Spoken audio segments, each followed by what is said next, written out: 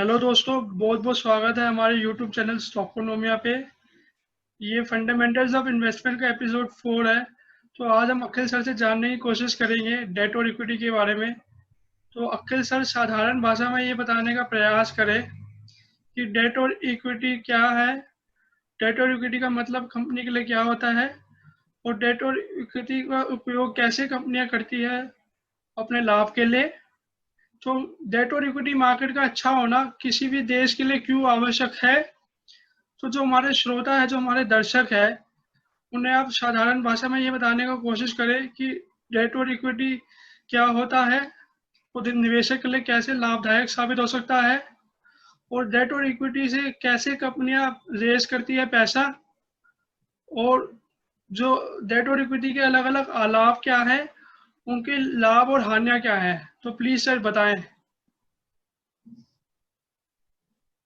हाँ, धन्यवाद अनमोल। देखिए, वास्तविकता में क्या होता है, जब भी कोई फर्म स्टार्ट होती है, कोई भी कंपनी आप स्टार्ट करते हैं, कोई बिजनेस आप स्टार्ट करते हैं, तो उसको स्टार्ट करने के लिए सबसे आवश्यक चीज होती है अंश पूंजी, जो पैसा आप लगाते हैं। यह है इक्विटी, जो प्रमोटर का पैसा है, जो मालिक का पैसा है। जब ये बिजनेस बढ़ता है तो इसके बाद आप अपने फ्रेंड्स एंड रिलेटिव से और पैसा लेते हैं, उन्हें दिखाते हैं कि आपने जो कंपनी शुरू की थी अच्छी चल रही है, तो आप उनसे पैसा लेते हैं। और जब वो पैसा इक्विटी में लगाते हैं, अंश पूंजी में लगाते हैं, वो होती है इक्विटी। और इक्विटी लेने के बाद जब आप समझते हैं केवल इक्विटी से बहुत बड़ा बिजनेस आप नहीं कर पाएंगे, तो आप लोन लेते हैं, डेट लेते हैं, बैंक और फाइनेंशियल इंस्टीट्यूशन से ऋण लेते हैं। तो जो ऋण आप लेते हैं वो आपका डेट होता है। अब हर कंपनी के लिए एक इक्विटी और डेट का जो रेशियो है, वो एक प्रकार की कंपनी के लिए नियत करना बहुत आवश्यक है, लेकिन वो आगे के एपिसोड में हम बात करेंगे जब हम ईबीआईटी ईपीएस एनालिसिस की बात करेंगे। लेकिन अभी ये समझना आवश्यक है कि डेट इंस्ट्रूमेंट की क्या विशिष्टताएं हैं। देखिए, जब आप लोन लेते हैं तो आपको एक नियत इंटरेस्ट देना पड़ता है, आपको प्रिंसिपल के इंस्टॉलमेंट देने पड़ते हैं, और ये कंपनी का और आपकी फर्म का उत्तरदायित्व है कि ये आप दें। अगर आप नहीं देंगे तो जो लेंडर्स हैं, जिन्होंने आपको पैसा दिया है, वो आपको दंड देंगे। तो ये एक नियत पैसा है, 9-10% जो भी आपको इंटरेस्ट देना है या प्रिंसिपल इंस्टॉलमेंट देना है, ये तो कंपनी की लायबिलिटी है जो आपको देना है। तो डेट में आपकी लायबिलिटी है। इक्विटी में जब आप पैसा लगाते हैं तो जो भी देनदारियां हैं कंपनी या फर्म की, देने के बाद जो पैसा बचेगा, जो लाभ बचेगा, उसका लाभांश आप प्रमोटर्स को देंगे, इक्विटी होल्डर्स को देंगे। तो ये जो लाभांश आप देंगे ये अनलिमिटेड भी हो सकता है, हानि भी अनलिमिटेड हो सकती है। हो सकता है आप 1 करोड़ रुपए लगाएं और उसकी वैल्यू जो है 10 लाख रुपए रह जाए। हो सकता है आप 1 करोड़ रुपए लगाएं, इसकी वैल्यू 100 करोड़ रुपए हो जाए। तो इक्विटी में जो रिटर्न है और जो आपके लॉसेज हैं ये अनलिमिटेड हो सकते हैं। लेकिन जो लोन देने वाला है, फर्म चाहे अच्छी चले या खराब चले, उसको केवल इंटरेस्ट का पेमेंट मिलेगा, उसको प्रिंसिपल का इंस्टॉलमेंट मिलेगा। कंपनी बहुत अच्छी चलेगी तो उसे ज्यादा पैसा नहीं मिलेगा, कंपनी खराब चलेगी तो उसको कम पैसा नहीं मिलेगा, उसको उतना ही मिलेगा जितना उत्तरदायित्व तो कंपनी का उसको देने के लिए है। तो ये तो इक्विटी और डेट की बात हुई। जो डेट आप लेते हैं, जो अपनी फर्म में आप डेट लेते हैं, इसका जो इंटरेस्ट का पेमेंट आप करते हैं, ये कंपनी के एक्सपेंसेस में लिया जाता है। जैसे मान लीजिए साधारण भाषा में आप अपनी कंपनी का प्रॉफिट एंड लॉस बनाएं, जिसमें रॉ मटेरियल आप खर्च करें, आप सैलरी एंड वेजेस दें, आप पावर एंड फ्यूल का खर्चा दें, आप रिपेयर एंड मेंटेनेंस का खर्चा दें। तो इंटरेस्ट ऑन टर्म लोन और इंटरेस्ट ऑन बैंक बोरोइंग, जो आप इंटरेस्ट देंगे वो आपकी कॉस्ट में आएगा। के लिए कि इकोनॉमिक्स ऑफ स्केल का फायदा उठाएं। इकोनॉमिक्स ऑफ स्केल एक अर्थशास्त्र का सिद्धांत है जो ये कहता है कि जितनी बड़ी प्रोडक्शन यूनिट आपकी होगी, उतनी कॉस्ट ऑफ प्रोडक्शन आपकी कम होगी। आज चीन का जो सबसे बड़ा फायदा चीन को है कि उसने बड़ी बड़ी यूनिट्स लगाई हैं, हिंदुस्तान ने छोटी यूनिट्स लगाई हैं, उसका कॉस्ट ऑफ प्रोडक्शन कम है, हमारा कॉस्ट ऑफ प्रोडक्शन ज्यादा है। अगर आप बड़ी यूनिट लगाना चाहते हैं तो आपके पास तो इतना पैसा नहीं है कि आप बहुत बड़ी फर्म लगाएं।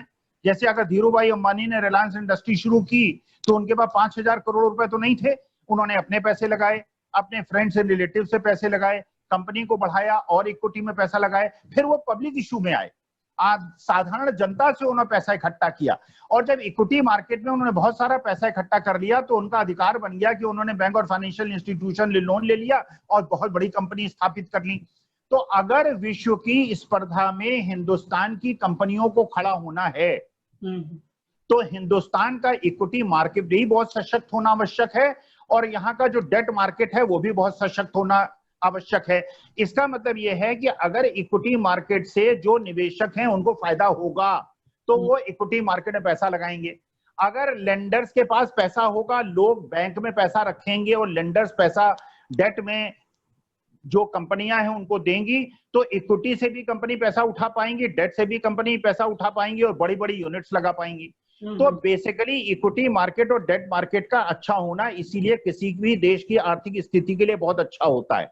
अब आप सोचिए, मान लीजिए एक फर्म आपने स्टार्ट की, फर्म बहुत अच्छी चल रही है, लेकिन अगर केवल आप उसके इक्विटी होल्डर हैं तो उसका सारा फायदा आपको मिल रहा है।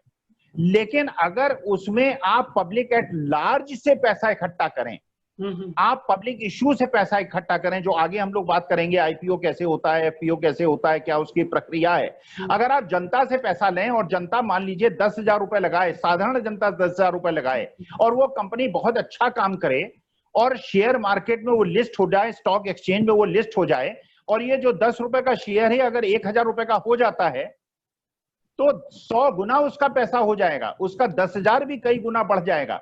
इसका मतलब ये है कि जो सामान्य निवेशक है, जो छोटा आदमी है, अगर वो इक्विटी मार्केट की समझ रखे, उसे पता हो कि इक्विटी मार्केट में कैसे अच्छी कंपनियों और खराब कंपनियों को पहचाना जाए, खराब कंपनियों में पैसा न लगाया जाए, अच्छी कंपनियों में पैसा लगाए, तो बहुत ज्यादा पैसा साधारण निवेशक भी कमा सकता है और देश की अर्थव्यवस्था को भी बहुत ज्यादा फायदा हो सकता है, क्योंकि देश में हमें फॉरेन इंस्टीट्यूशन पे जो हम पैसे के लिए निर्भर करते हैं उसकी आवश्यकता नहीं पड़ेगी, हमारे देश के ही अंदर इतनी अंश पूंजी इकट्ठा हो जाएगी।